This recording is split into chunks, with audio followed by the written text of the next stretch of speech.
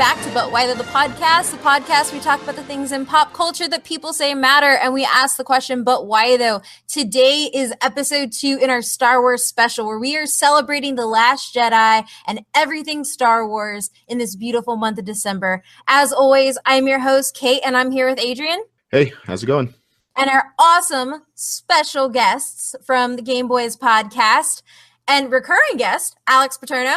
Hey, what's up? And new guest, Ryan Kapiowski. Did I say that right? You did. Hi.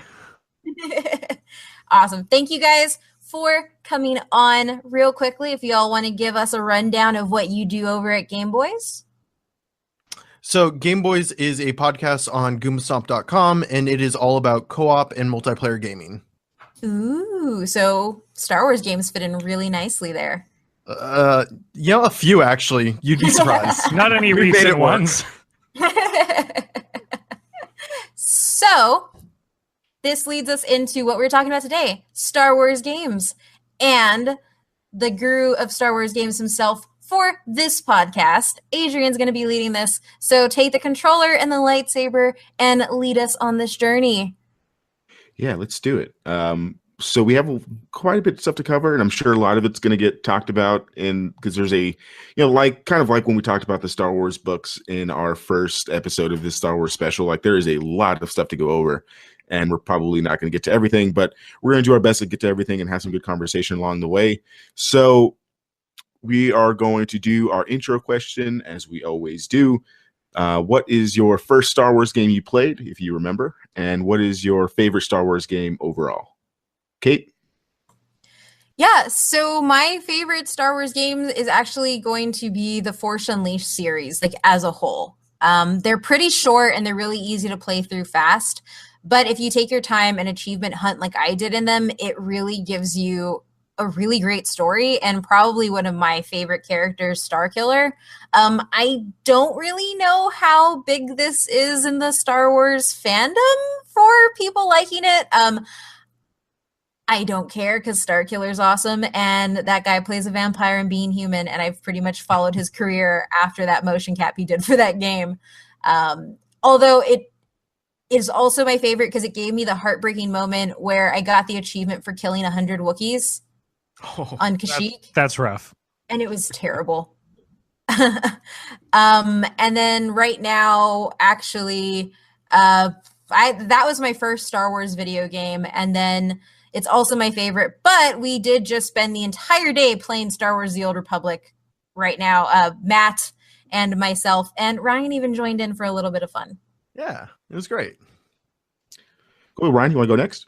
Yeah, absolutely. My first one, I believe, was Galactic Battlegrounds, which was kind of like a real-time strategy, like imagine Age of Empires, but with a Star Wars like flavor to it. I absolutely love this game. I put in way too many hours on the PC. And then my favorite, hands down, Knights of the Old Republic. That story, it just resonated with me. And ever since then, I've become a huge fan of what BioWare does. Great. Alex? Yeah, so I think the first Star Wars video game that I ever touched was Super Star Wars on SNES. I think the first one I ever actually beat was Obi-Wan on Xbox. But my favorite is got to be the original Star Wars Battlefront 2 on Xbox. Awesome. Like I sunk Nice. an ungodly amount of time into that game.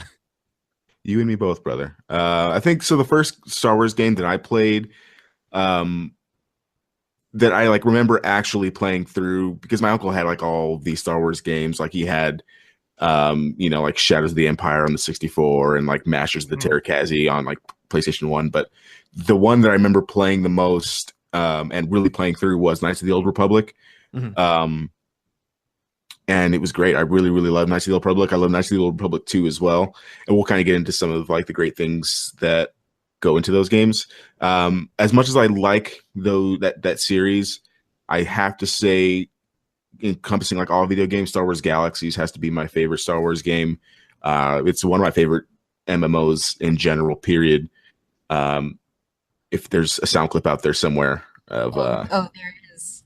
There is. Yeah, it's a Follow great us on game. Twitter. You got that. I picked up Star Wars Galaxies as a little kid, and it was like one of those games that I was like just young enough that I was like, oh, I want this, and I didn't look at like the back to see if I had a PC that could even run it.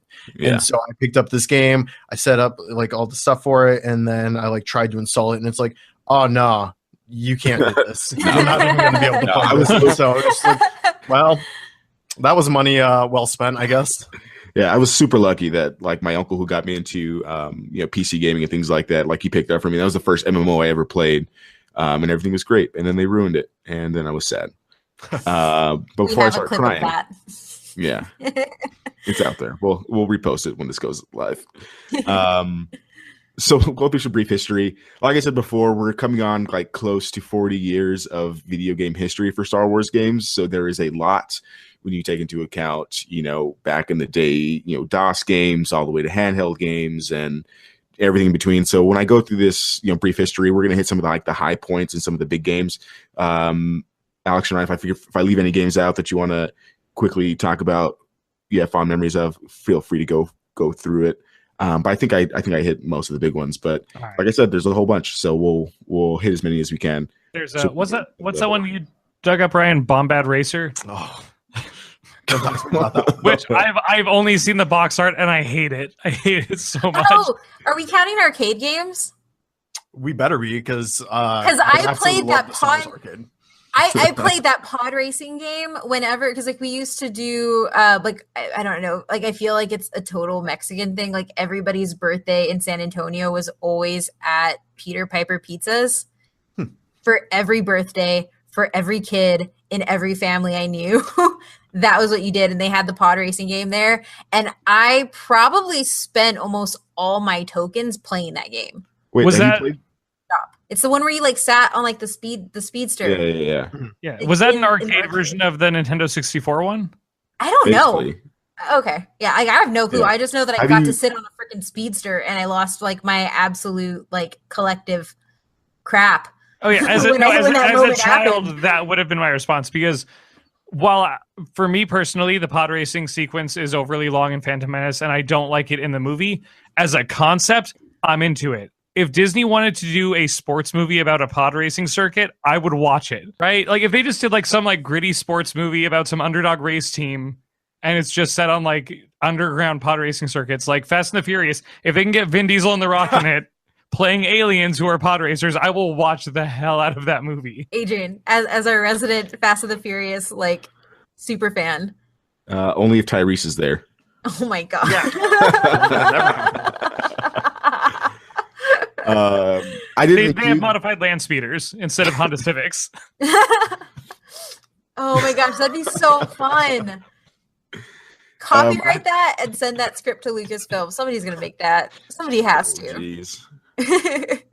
So inherently, I didn't include the arcade games because some of them are just basically like they just ripped the console game and just put it into a thing. for I sure. will say though, I don't know, Kate, if you've gone to Dave and Buster's in the last couple of years, but like their new Star Wars thing where they put you like in a big bubble in your face, Yes. like in a thing. That thing is amazing, and it like I went there for the first like time to an arcade that had one, and it actually kind of made me sick.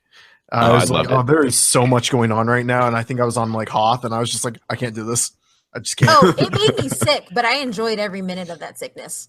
Yeah, I unshamelessly pushed kids out of the way to get my turn in there. Okay, so for the history, the first like Star Wars game that I could find was in 1978 on the Apple computer. They produced an unlicensed Star Wars game on a cassette tape for the Apple II, and you were basically just a space pilot, and you were just destroying TIE fighters in first person on a heads-up display. Also, side note, I'm also only 24, so I really didn't start playing any of these games until like the late 90s. So if anyone played them sooner, or if I leave games out from like the 70s through the 80s, that is why. So 1982 through 1988, Atari releases a bunch of games based on the original trilogy. So like games titled like just titled like A New Hope or Empire Strikes Back, games like Jedi Arena and things like that. And then into the 90s, we start getting some of the NES games. One of the ones that Alex mentioned is probably one of the biggest ones on the NES, which was Super Star Wars trilogy. So you basically went through the first 3 movies in kind of like a 16-bit scroller. I played that a few years ago, actually, like for the first time on like the remastered thing for the PS4. So I did play it back on the NES. How was it on the NES, Alex? Was it NES or was it Super Nintendo? I thought it was NES. Oh, that I might not have played that one. I think I only played it on Super Nintendo. I remember also playing at some point a Game Boy port of a Star Wars game that was from a Nintendo console, and on Game Boy it was like, why did you do this? Like this Exactly. This is too ambitious of a game to put on this tiny of a screen. Yeah, I played a Star Wars game on the Game Boy, and it was impossibly hard. I think I made it to the Death Star twice and escaping the Death Star once before I died. And then I'd have to start over, and I probably put in 10 hours. Honestly, the trench run is the only part of a Star Wars game that I could see working on Game Boy. Yeah, we've totally excluded console gaming from this history because I remember playing them like on the Game Boy as a kid, and they were absolutely terrible. And now you mentioned, I think it is the Super NES, so you are right. You are right there. Now I'm thinking about it. But I remember playing because they came out with like a remastered version on the PS4, and I had a buddy that had it. And it's not too bad. I enjoyed it. I can imagine like that being good on that Super NES. You know. So overall in the 90s, mostly early 90s and into like the late 90s, you see a big shift away from the movies almost entirely for like the really popular games. And I think a lot of this has to do with the expanded universe taking off in the literature form of Star Wars. And of course, we just didn't have the prequels yet. So some of the big games, like in 1993, you have X-Wing. 1994, you have probably one of the biggest games in the early 90s, TIE Fighter, where you just shoot stuff. And it was great. That game sounds really freaking familiar. Like, I'm pretty sure I saw my cousin playing that as a kid. Yeah. You might have seen him playing on the Macintosh or the DOS.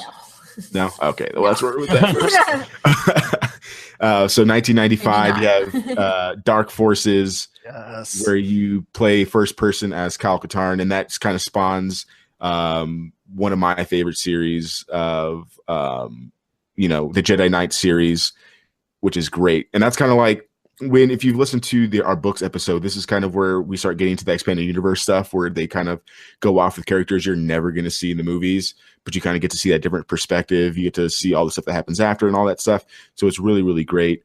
1996, Shadows of the Empire on 64 basically bridges a story gap between episode 5 and episode 6. So just more expanded universe stuff. Yeah, that was a whole big multimedia project. Yeah. Yeah. And then 1997, you probably have like one of the more obscure Star Wars games, Masters of the Terrakazi, on PlayStation. Never heard of it. Yep. Yeah, it's a fighting game. Go on. Yeah, its graphics are terrible, but you do get like a bunch of the main characters fighting in it. But you also get expanded universe characters like Mara Jade and Judo Cast in it. Cool. So you do get some stuff in it. Is there a remaster out there? There should be, like, I guess either do a remaster or just port more characters into Soul Calibur, like we were talking about earlier before we started recording. So, but yeah, my uncle had it, and I thought it was cool seeing like these characters I'd never seen before, and that kind of helped me read more into like, oh, who is Mara Jade? Who's Judo Cast? Like, let's read more about these characters. So it's a good little bridge gap from games to expanded universe literature. Cool. So then you have the 2000s to 2010s, which I think is like the best time for Star Wars video games, in my opinion. Of course, with the prequels coming out, you have lots of games based on the prequels, but some of the biggest games in this this time frame kind of goes back to that 90s flavor of just doing expanded universe stuff and not necessarily like you playing as Anakin choking out Padme kind of like storyline stuff. Like you play characters completely outside. Is that actually in a game? That's very dark. I mean, I'm going to assume it's in the Revenge of the Sith game because I'm going to assume it's there. Do this button combination to choke your pregnant wife. Like, I mean, it was the early 2000s. Release at the right time to drop her on the ground. Yeah. Oh God. Man, yeah. Yeah, so we'll go through the decade Go and dark. we'll hit some of the big ones. So, like I mentioned earlier, for 1995, Dark Forces came out, which is basically an FPS game. The Star Wars Jedi Knight series is basically like an expansion off of the Dark Forces games, and you basically get to run around as a Jedi Knight with like expanded universe characters. It's one of the first games that I played, and it was great. Like that's the first game where I felt like I'm a Jedi. I'm killing people. I'm going through the motions. I'm becoming a Jedi. This is great. And there's a few games in that series that I really, really enjoyed. I went back and played through most of those this past year, and they are still just a blast. That is so good to hear. They need remasters of literally They all really of them. do. It's Literally all hard of to them. look at them, but once you get into it and you accept that the graphics aren't great, you can have a ton of fun. Yeah. 2003, 2004, we have Knights of the Old Republic 1 and 2, which is basically an RPG that takes place about 4,000 years before any of the events of the movies. So you are old school Jedi and Sith battles and things like that.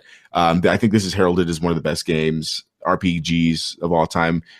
This is like BioWare's, hit into the scene. And without, like we talked about in our BioWare episode, like without this game specifically, I don't know if we would ever have anything like Mass Effect or anything like that because of how great this game was. Yeah, this is on, I think, my like top 10 list of all time. Yeah, I agree there for sure. I go back and replay each one of these at least once a year just because it's so good. And some of the people on this episode need to go back and play it. It is one of the only games that I have installed on my computer right now, and I'm going to play it. Yeah, I really need to play it. It's super, super good.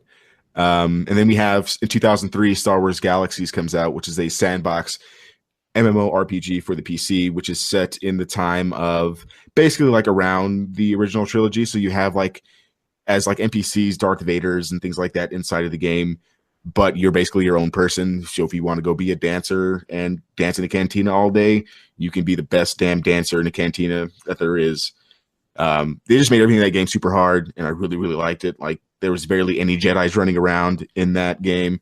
And if I keep talking about it, I'm just gonna get like really upset because then they changed Tell me everything more, to make it Adrian. easy, and then they ruined the game. It was such a good game. They used to have like a illegal port of it, but then they shut it down. So I don't know if there's anywhere even to play the original game anymore. But if there is, at me on Twitter so I can find it and go be a bounty hunter again. I got that.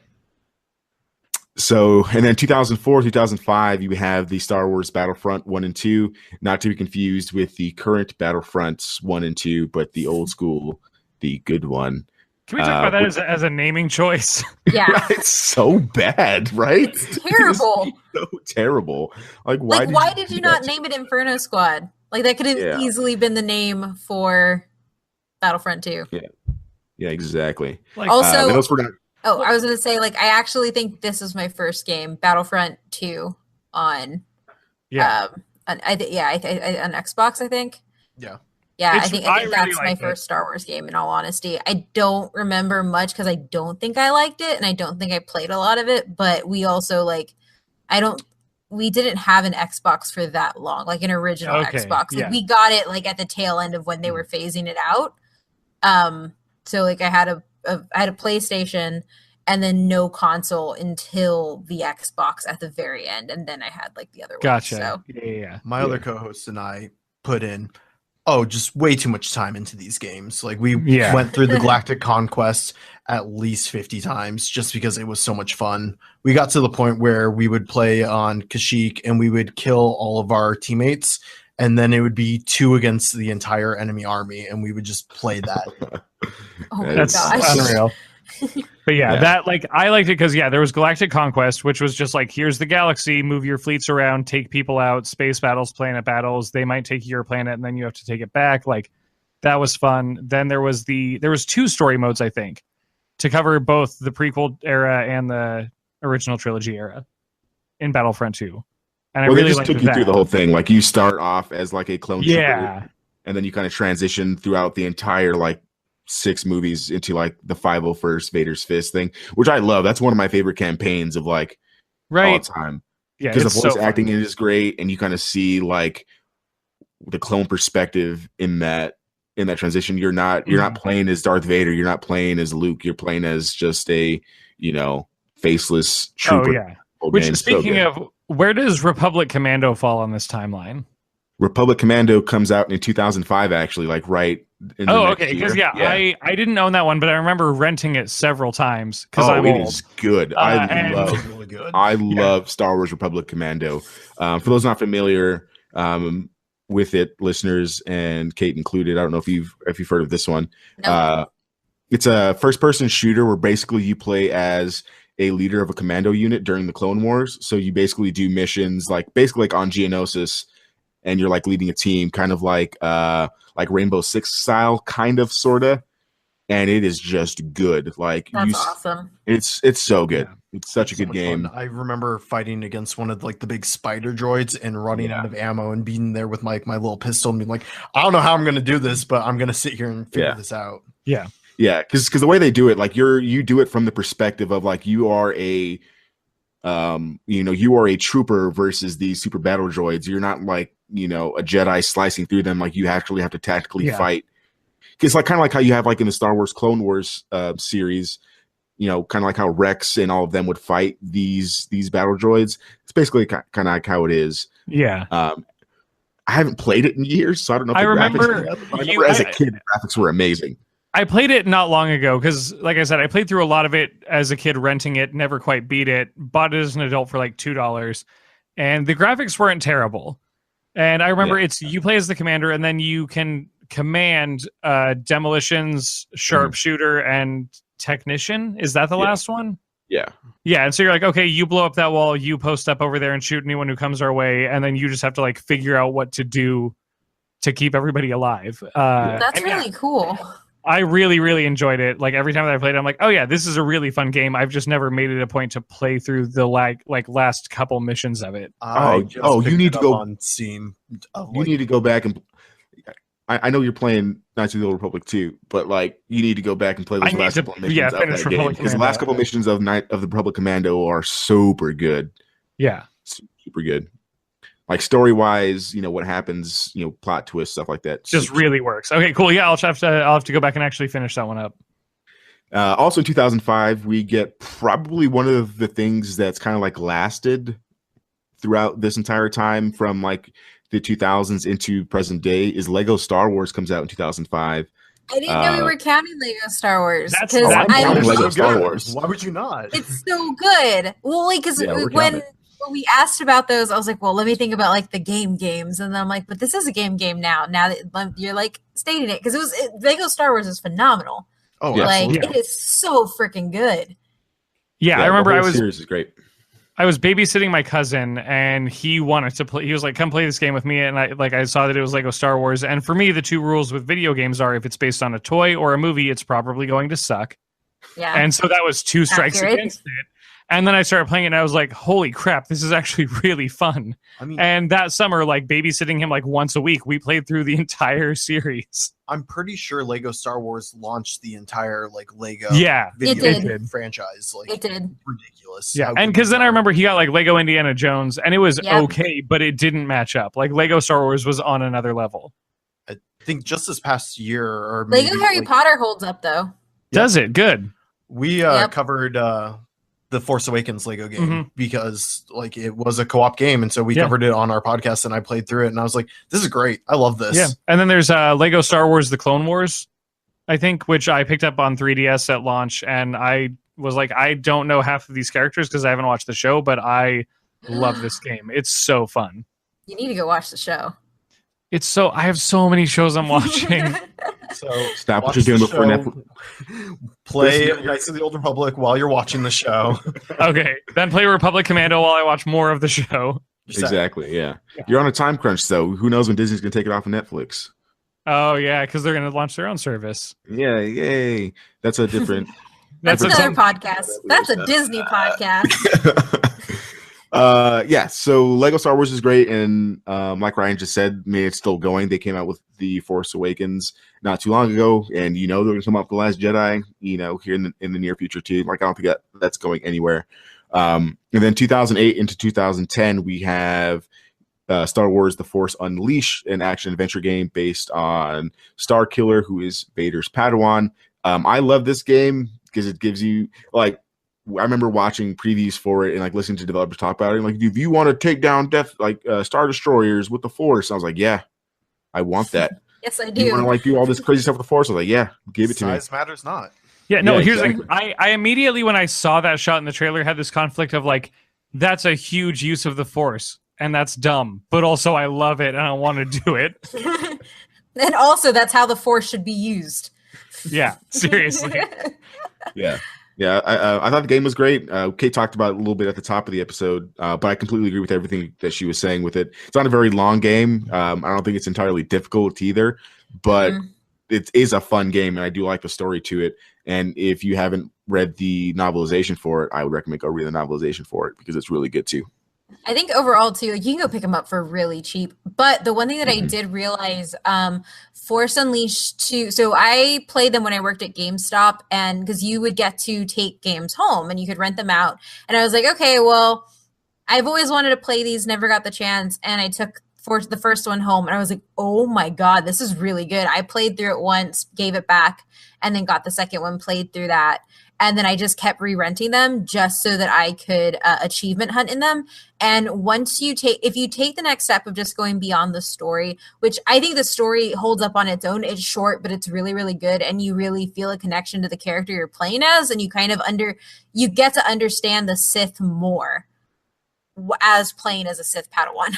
Like it means a lot more when you play it. And then if you take the next step into the achievement hunting for it, you get a lot more, a better appreciation of it. I actually just reinstalled this onto my Xbox because they made it backwards compatible, and so I'm like, I need to go play these again. It's time. Yeah. The backwards compatible, it's a pretty good. They did it pretty well because I when Games for Gold, when it came up, I was like, nope, I need it for backwards compatibility, and it's pretty good. It holds up for sure. It's one of the reasons my Xbox keeps yelling at me to make space to update Elder Scrolls, because I don't want to get rid of it because I'm gonna play it. Yeah. And so then we move on to 2010s, basically into present day, and there really isn't a whole lot. I mean, I know we still have like 3 years left in this kind of like decade, but there really isn't a whole lot of stuff going on in terms of like high power Star Wars games like we had in the previous decade.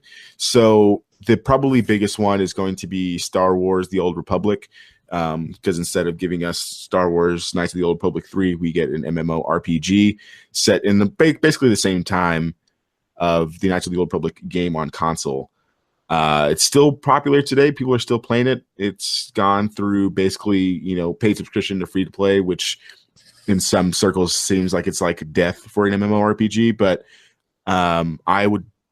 I played it just for the story aspect of it anyway, just because it gives me back some of those feels of the Knights of the Old Republic days. But I know Kate's playing it again and Matt's playing it again, and they seem like they're having a lot of fun with it.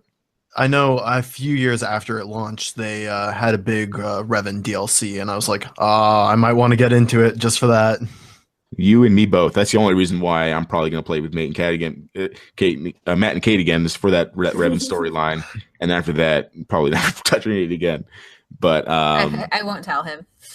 I remember being super hyped for it, but then it just wasn't what I expected. Mm-hmm. I think just because it still wasn't as good as the other top tier MMOs at the time. Like when it came out in 2011, it still wasn't as good as World of Warcraft, and for me, it still wasn't as good of an MMO, Star Wars MMO, than Star Wars Galaxies. So it just left a little bit to be desired. And then they made it free to play, and I was like, I don't want to pay for this and play World of Warcraft at the same time. So here we are today.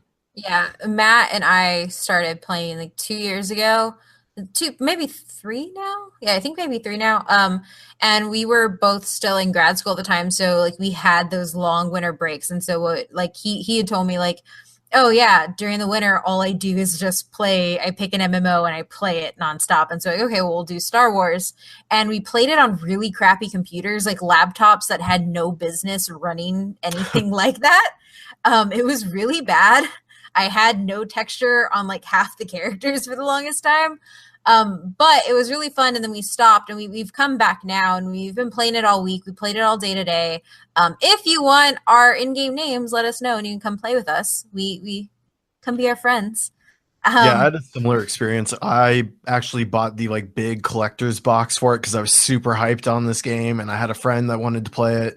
And then back then, my laptop wasn't great, so like all my settings were turned down to the lowest possible like setting. And then when I reinstalled it this week, I was like, "This laptop's a bit better. I can bump this up to high. Yeah. Why not? Let's see how this runs." The funny thing is, though, like everybody with a helmet doesn't have a head in my game, and I don't know if it's my computer because like Matt and I have identical computers, identical specs, and he gets people's heads like on the character. So I've tried to submit something to Star Wars to see if they can do anything about it. But I think it's great, and it's honestly caused this big existential crisis within me because we're playing Dark Side now. And we played Jedi before, and I've always been like, yeah, Jedi. And then Ahsoka came along. I was like, probably more like Ahsoka, like writing right in the middle, has that little bit of, understanding that the Jedi could be bad. And then now playing on the Sith side, I'm like, God damn it. I think I'm probably closer to Asajj Ventress than anything else. And so it's to do what I'm doing, which is join the Sith and play as a light side hero. Nothing makes sense. Everyone's angry at you all the time. It's great. That's actually a really great way to play, Ryan. I like that a lot, actually. So, and then in 2012, we have Connect Star Wars, which we have specifically in here because Kate loves it. Kate, yes. I need you to flesh this out because all I know about it is that there's like a dancing mini game. And it's awesome and it's fun. And I do that move every time I take a picture with anybody in Star Wars cosplay. Good. And sometimes they get it. A lot of the times they don't. I love that. So like the Star Wars Connect game it came out and you got it in a bundle automatically if you bought the R2-D2 Xbox.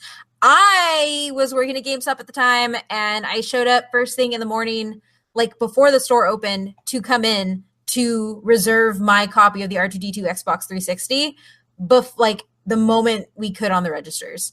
And I did that, and then I got that game, which I will never get rid of that Xbox. But I got the game, and I've played it once. But I love it because I played it once for 7 hours straight. And there's actually an achievement if you beat it all in one sitting. And it's really easy to do, but like it's a terrible game if you're going in it for like a good game, but it's a fun Connect game. Like you have to do all the motions, like you're fighting with a lightsaber. And I had a couple of friends over while we were doing it. We cleared out the entire living room of my tiny apartment and we just had a blast. Like it's great couch co-op and it's just really fun. And I got to be a Jedi, like with my whole body. So that was fun. I mean, it's not the best game, but if you want to get drunk and play a game and you have a Connect still, play this game. It'll be great. Okay. I wasn't drunk when I did it, but I can see that like making the experience that much better. I get that. And Han dancing is awesome. So anybody who craps on that can at me. I don't care. That is the hill I will die on, Twitter. That is the hill I will die on. Is Han dancing better than bearded Han that we get in Battlefront 2? I doubt it. Nah, Han's dancing. And I get to control him. I will say that limited edition Xbox with the C-3PO controller and the R2 case is one of the best limited editions I've ever seen for a console. It is unbelievable. And go ahead. That's the one where when you try and turn it on, doesn't it make R2 sounds? Yeah, it makes R2 sounds, and it's a different R2 sound for the on, the off, and the sleep. And then on the back, it actually has the symbol for the droid manufacturer on the actual case. And then in the front, when you pull out the disc tray, the lip of the disc tray says, "Help me, help me, Obi-Wan, you're my only hope." It was a ridiculously expensive purchase, and I had a hard time paying rent that month. But like worth it. It was totally worth it, and I will never get rid of it. And it came with a white Connect, and it was awesome. It sucks now. Like we had to start using Amazon Fire because it's pretty much dead, but it's great. It still makes noises. Just go buy a refurb Xbox 360 and swap the guts. It's fine. This is true. Also, if you actually do want a good we've been drinking video game experience, just get Mario Kart and blindfold one person while the other person tells them how to drive. We've done no. this repeatedly, and it's so fun. Oh no. That sounds really fun. It's a good team building exercise. Do that, but with Star Wars Pod Racer, the pod racing game. Okay, I love that game.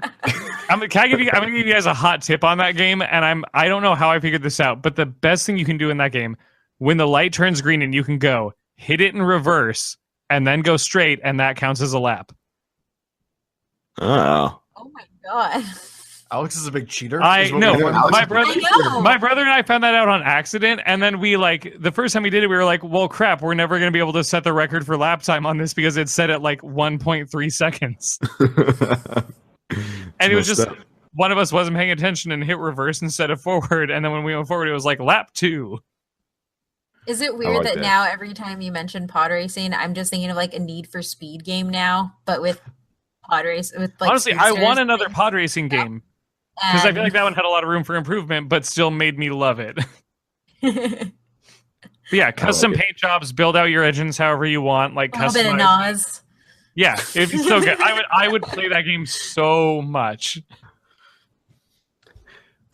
And the reason why you're not going to get that is kind of my next game that's never going to come out. Okay. Is in 2013 we got word that we were going to get Star Wars 1313, which was basically going to revolve around Boba Fett in his early adulthood navigating the scum civilization in Coruscant at the level known as 1313. But then Disney took hold of Star Wars and then just crapped on all of the licensing for the video games.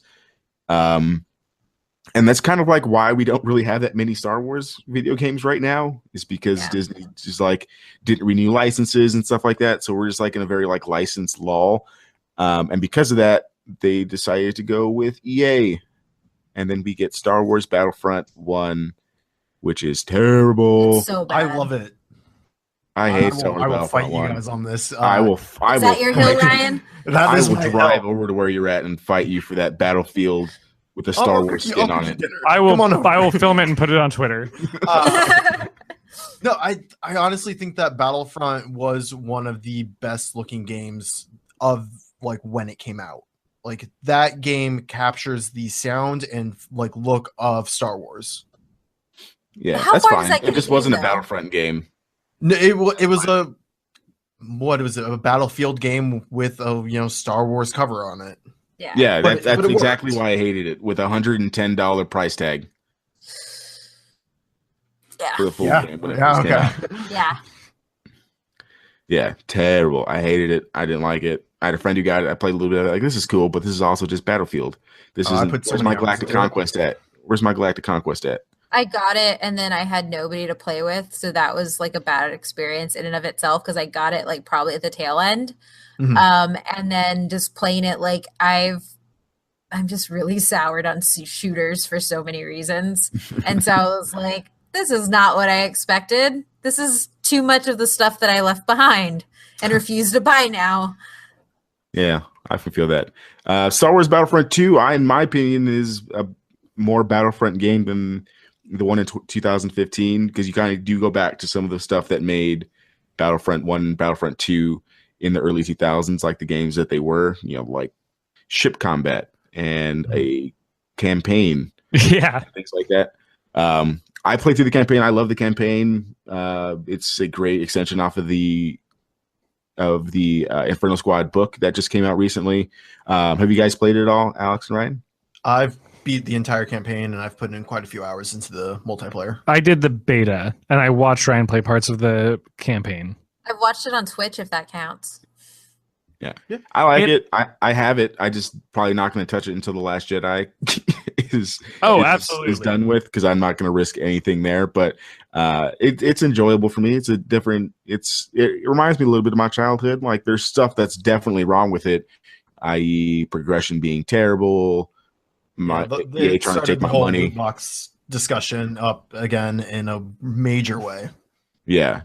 I will say this Definitely. too, I think at least when it was first released, the whole issue with pay to win type things. Like, I think that it was a culmination of having a company like Disney that is as money hungry as it is, and having a company like EA who is as money hungry as it is. Like, that was the perfect storm for that entire mess. Well, it also came right off of EA canceling the Visceral game, which was supposed to be, you know, a narrative like driven game. And so you got this, and then you got a pay to win model game, and it was just like, oh man, EA, you are just killing the Star Wars brand for us.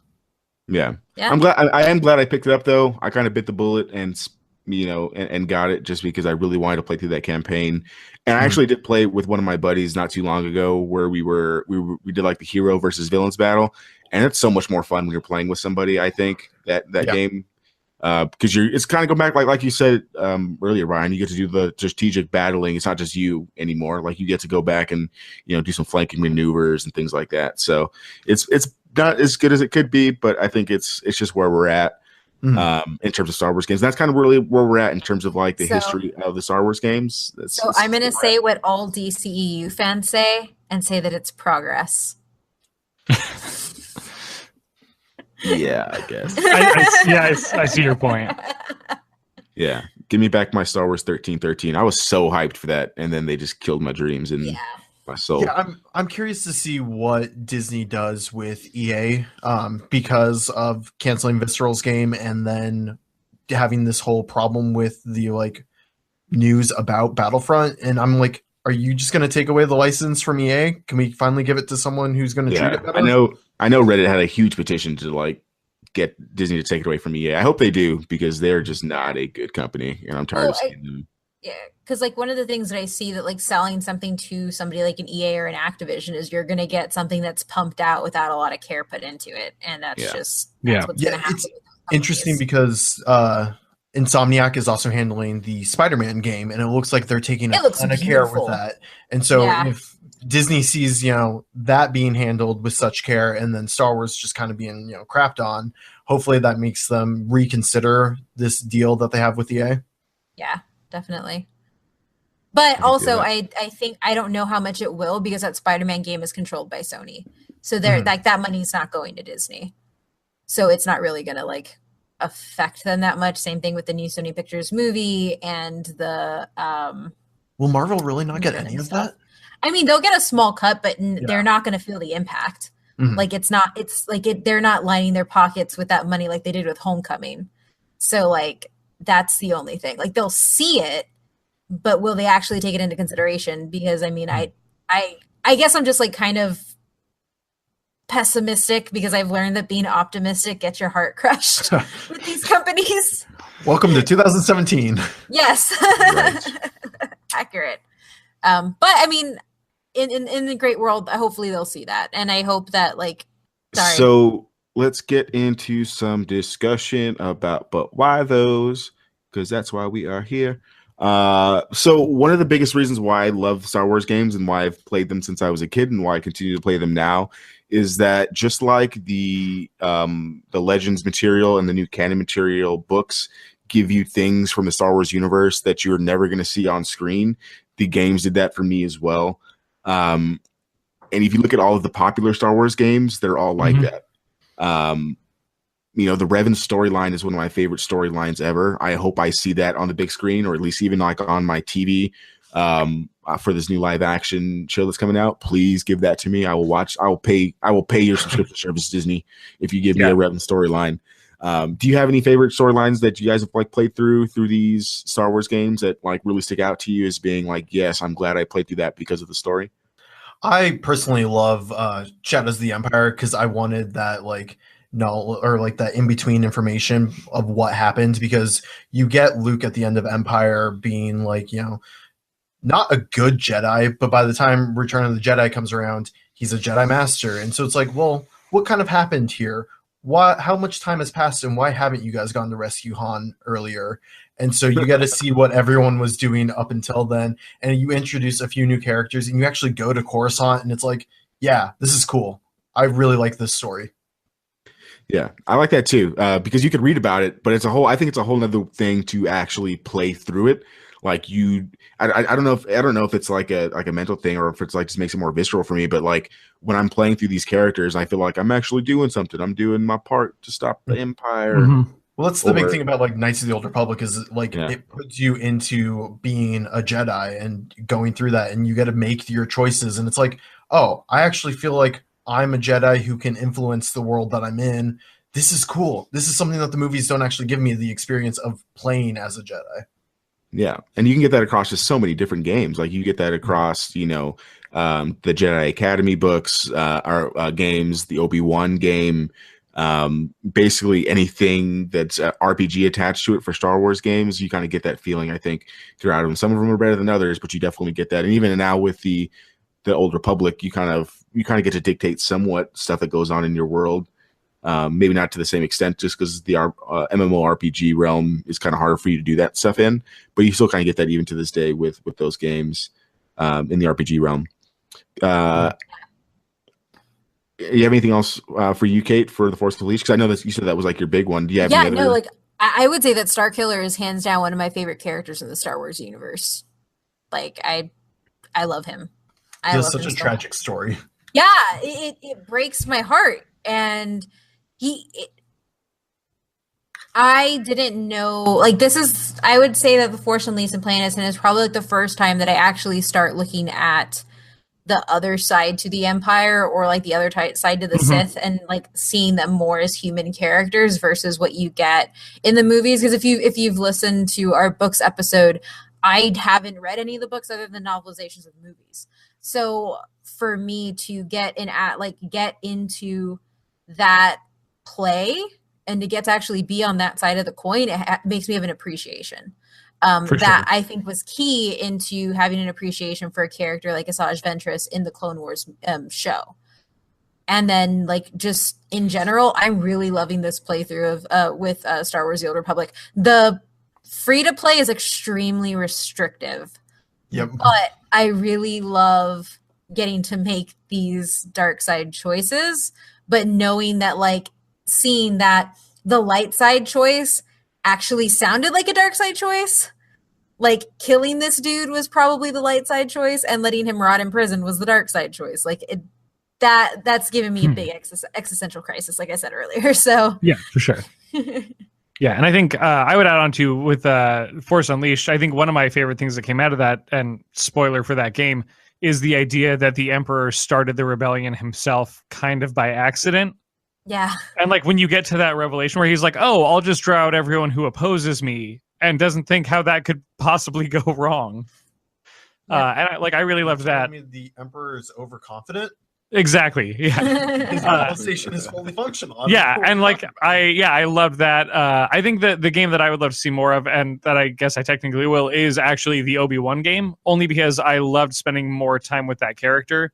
I think that in the prequel trilogy, he was, for me, the most interesting part of it. And the idea of this guy who honestly is kind of just caught in the middle of something that destroys an entire culture. Like, it's just like his mentor found some kid in the desert and was like, we got to teach him. We got to make this happen. And he was like a kid at the time, essentially himself. Like, he was like, what, early 20s maybe? Yeah. And gets roped into it. I'm like, man, like going through like who he was as a person and seeing him play out different scenarios and kind of building up to that moment is like, this is cool and very interesting. And the movies don't do enough with him. Man, I want you Which to is watch. why you need to watch Clone Wars. I know. It's because I'll get see so much that Obi-Wan. he has the same choices to make that Anakin does. He just goes about it a different way.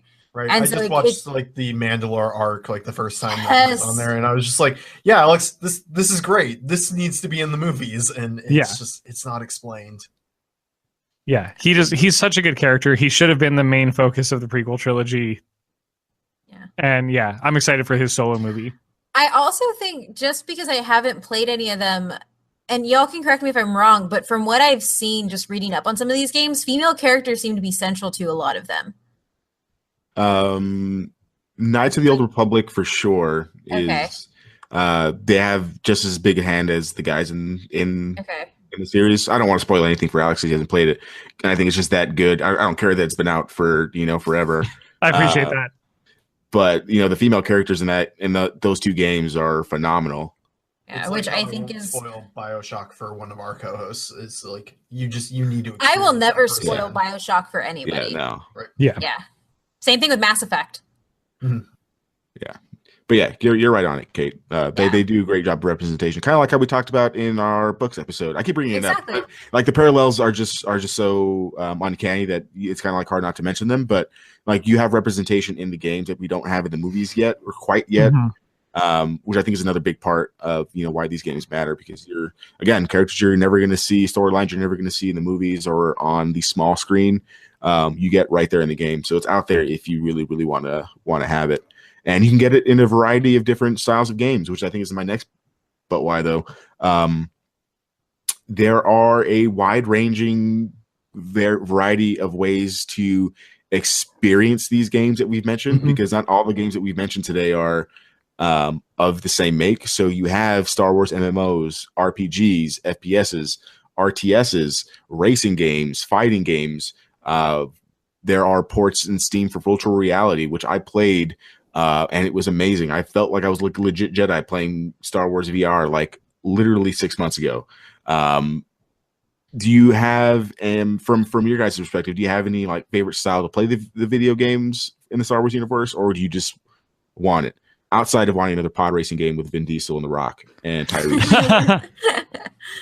I'm one of those guys that really just wanted Knights of the Old Republic 3, and I know that I'm never going to get it, but I would love to see a return to a like RPG, because I love RPGs so much, and I think that those allow for a lot of like player choice and unique narrative like settings, and that means so much to me in a game and in the Star Wars universe.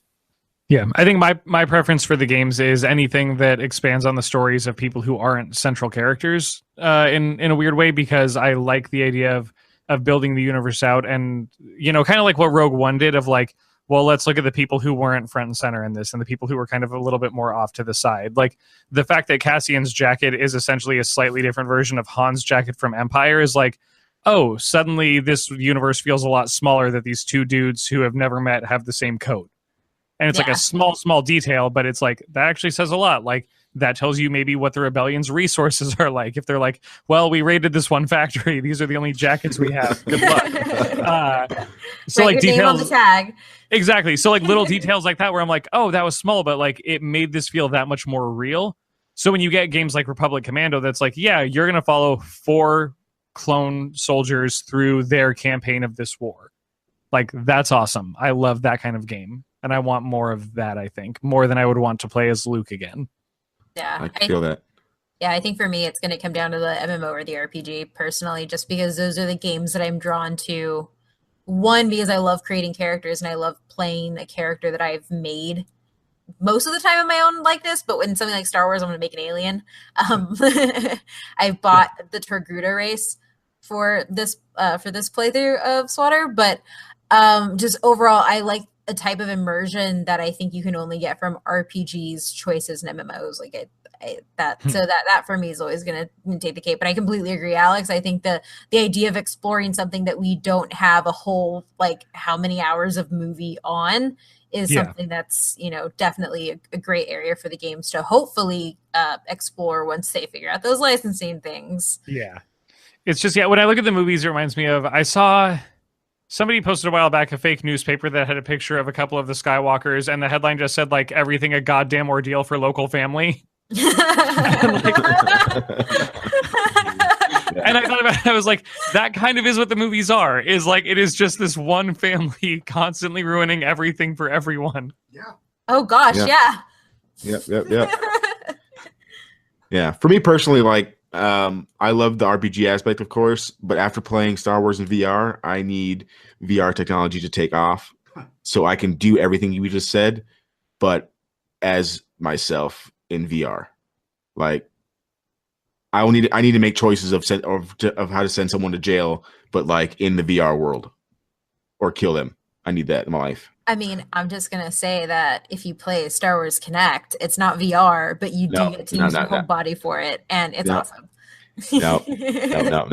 Not like on the Vive. It was too real. Too real. I felt like I was really there touching R2-D2. So for kind of like my last, but why then we've kind of touched on this a little bit throughout the episode today, but I think another reason why these games matter so much and why people are so upset that we're not getting better Star Wars games now is that they just age really well. Like, we have Star Wars games that are getting remastered. You can get many of like the greatest Star Wars games that are out there on your cell phones now. So why can't we get better games, on our forefront? So if you go look at IGN's top 100 video games, Star Wars games have 3 in that top 100. Star Wars Jedi Knight 2 Jedi Outcast, which is phenomenal, is number 55. Star Wars Knights of the Old Republic is number 31, and Star Wars TIE Fighter is number 23. So these games are all great. I haven't played Star Wars TIE Fighter in years, but like Ryan said earlier, like he played through Star Wars Jedi Knight. I play through Knights of the Old Republic on a on a yearly basis, and here Alex is going through it as well. So these games do age incredibly well, and these stories aren't going anywhere, since especially like for these ones where they're not telling these stories really anywhere else but the games. Like, you're not really getting this story of Knights of the Old Republic in any kind of like video form at all. So you're only going to get it in your video games. Yeah. And then, so you're also getting some of like the remasters of some of the older games. So like I was mentioning earlier, Super Star Wars Bounty Hunter, Star Wars Jedi Starfighter, Star Wars Racer Avenger all got remastered on the PS4 a few years ago. So you can go back and play some of those old early 90s games even to this day with a little bit better. And we're also getting lots of backwards compatibility now. So if you want to play The Force Unleashed on your Xbox One, your Xbox One X, you can definitely do it now because they care so much about these games. So let us keep playing them even to this day. When was the last time you guys? I know Ryan said earlier that you've gone back and you've played a few of the Star Wars games throughout the years. Kate, do you go back and play The Force Unleashed at all? I have before. I think right before The Force Awakens, I replayed through The Force Unleashed, and then I think I actually played through it when they announced The Force Awakens, like when they finally got a date, and then I played through it once, and then I played through it again right before, and I just found like I just kept playing it. I haven't played it since then, but I would say that I played it 1 week of 1 month, and then a month and a half later I played it again. So like it's just fun, except when you realize that you're killing Wookiees, and it makes my heart sad. Yeah. But how do you feel it holds up compared to, like, is it like a pure nostalgia thing, or do you just really enjoy still playing it? I really enjoy still playing it. I think it holds up really well. I think graphic wise, it holds up really well. And I also want to point out too, like, since I played it, like I played it when it was like $10 at GameStop for the first one. And the other, like Force Unleashed 2, like kind of had a constant price of about, I think it was like $19.99, which is pretty high for a used game that old. But I played it after these graphics weren't like, it wasn't the cutting edge thing that it was like at the time that it came out or whatever. And I thought they were good then, and I think they're good now still. I can't wait to play through the backwards compatible one to see how it looks now. But I think it holds up incredibly well because I do think the Starkiller story is just a really great one. And I'm a sucker for a good story, and I think a good story can carry a lot of bad graphics or bad cinematography if it's a movie through a whole bunch. Mm-hmm.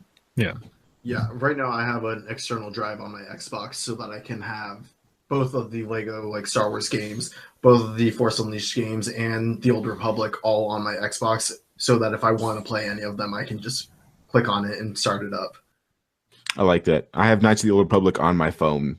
If I'm ever getting, and you too can have it on your phone for like $2 on like either of the app stores. So nice. Yeah, that's been my big problem. Is like I'll go on Steam when they have a sale, and I'm like, oh, I can pick up Battlefront 2 for $2. I can pick up Knights of the Old Republic for $2. I can pick up Republic Commando for, and it's like, yeah, why not? Like, I will get all of these games, and even if I'm not playing through them right now, I will play through them. Yeah, and they're not. I don't think they're going to age poorly. Like, they're still going to be good now.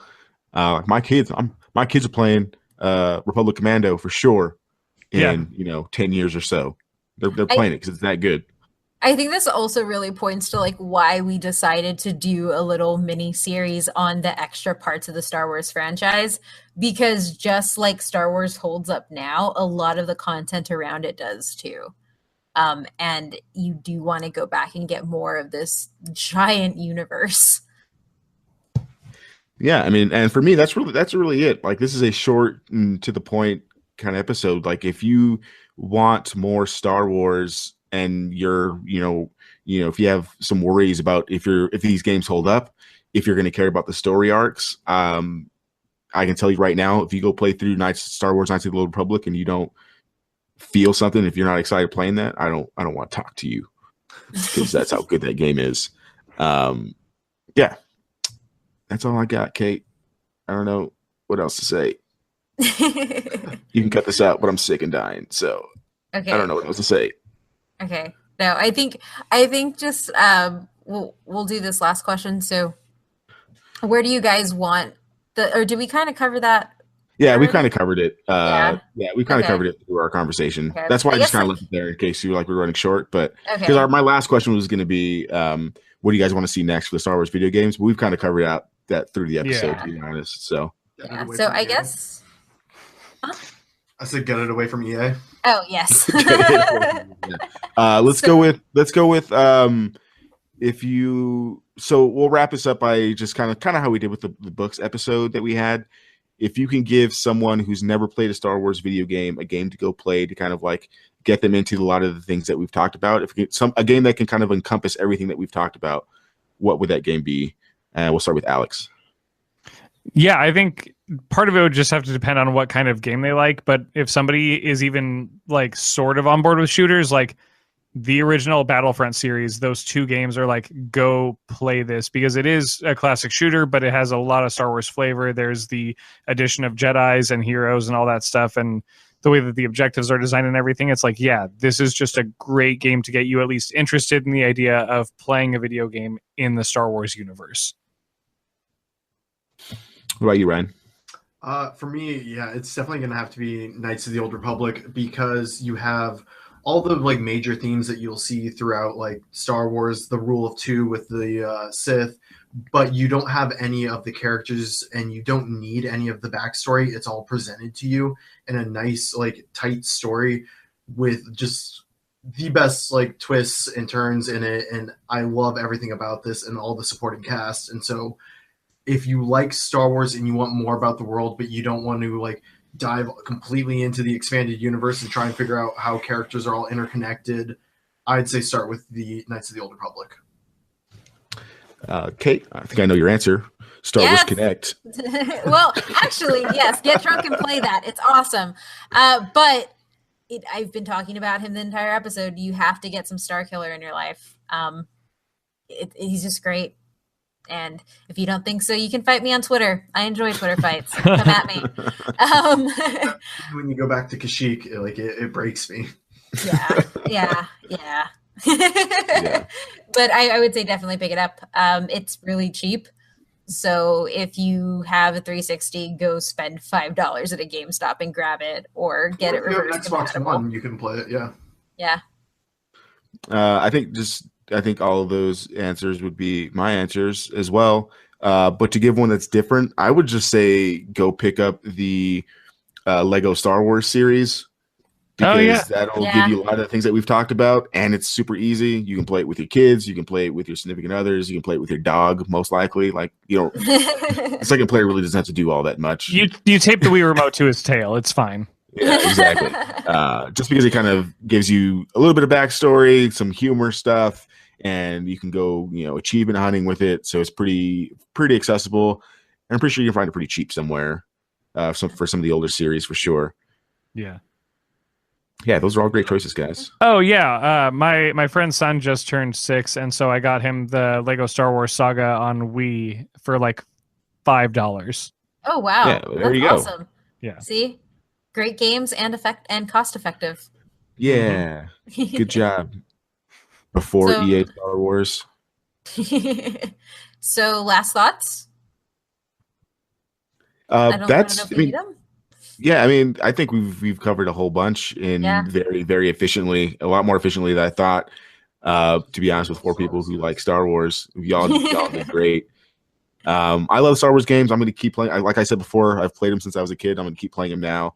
I will always go back and replay some of these games, and I'm hoping that the future is brighter if Disney decides to take EA out of my Star Wars games, because it's not working. Like I said before, we had basically a decade full of great Star Wars games, and we have basically an MMO right now in this decade. I don't think that's very cool. Yeah, we definitely got to get more. Star Wars is a universe that I have loved since I first saw A New Hope, and finding out that there are video games set in that universe that I can play, like, game over. Like, I was so on board with that from the start. And yeah, I mean, like, for me, it's like they matter because it's just this incredible shared space that people have. Yeah, the movies definitely like got me excited, and I kind of fell in love with that universe. And then like there was toys involved, and then being a gamer, I got to play all of these like great stories. And for me, that was like, oh, I love everything about Star Wars, not just the movies. It's this entire expanded universe and these characters that you've created. They're all wonderful, and I want to learn more about it. Yeah, that's a great point, Ryan. I think for me, actually, the more we've been thinking about it, I really want a new fighter for Star Wars, just because the thing that annoyed me was in Soul Calibur 4, you could customize your characters, but you only had Yoda, Starkiller, and Vader in there, and you didn't actually get their fighting style, so you couldn't use a saber.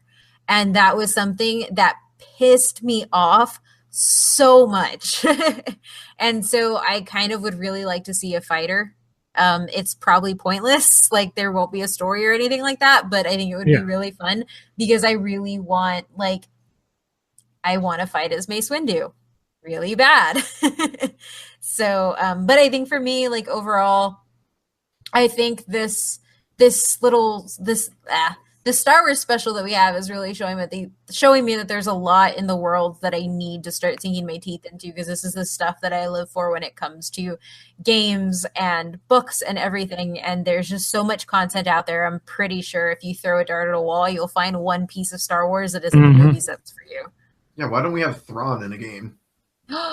He's in technically he's in what? I wrote it down somewhere when I was going through this, and I totally forgot what he comes out in. He comes out in one of like the early games, like what is it? Is it that PlayStation one that I'm not going to try the name of? No, it's not. It's not the Terrakazi. I think it's.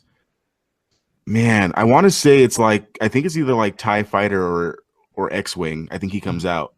He comes out in it. But you're right. We do need a game where he's like a full-fledged character. I just have like a battle between Asajj and Phasma in my head for the fighter game. If I can get a great Dragon Ball Z fighter game, you can get a good Star Wars game. I agree. See, in my head, it was like a Mos Eisley Tavern Brawler, where it's like that guy just like. Does he always lose his arm? Oh, he starts off with one arm. Actually, I have it being Tao Feng, Enter the Lotus, which was this really obscure Xbox fighter that the entire environment was completely you could break everything that you were in, and then your limbs actually stopped working the longer you got hit in them. Oh, that's cool. So yeah, I mean, it also did this weird clothes ripping thing, which we can leave out, but like the other mechanics we can keep in. Yeah. And actually, not to drag this episode out, but I just remembered, dream game that I would want is, I think, kind of what they were conceptualizing doing with Battlefront 2 before they got told to do something different, which is more like an Overwatch style game where it's about team comp and and like that kind of thing. Like, that's what I would be into, where it's like, oh yeah, like you need healers and tanks and all that, and like a force user, but not too many. And like, I would play so much of that game. I would definitely play a Overwatch or like that style, like Team Fortress style Star Wars game over like another, Call of Duty, Battlefield kind of especially game. Think of the costumes. Yeah. Think of all the skins you can unlock. Yeah, that'd be great. All the money I would spend on crates. Yeah. Right. Just to get like helmetless Vader or something like that. I like that. Or Force Ghost skin. Tank Vader when he's like in the healing tank. Just that. Yeah. All I'm getting out of this episode is Alex needs to send all of these ideas to Disney, and we need to get them. Just start going sending them right harassing now. letters about like, here's all the games that you need to make. I have good ideas. Yes. Pay attention to me. Exactly. Exactly. Yeah. Thank you all so much for being on this episode. If you want to tell everybody listening where they can find you guys.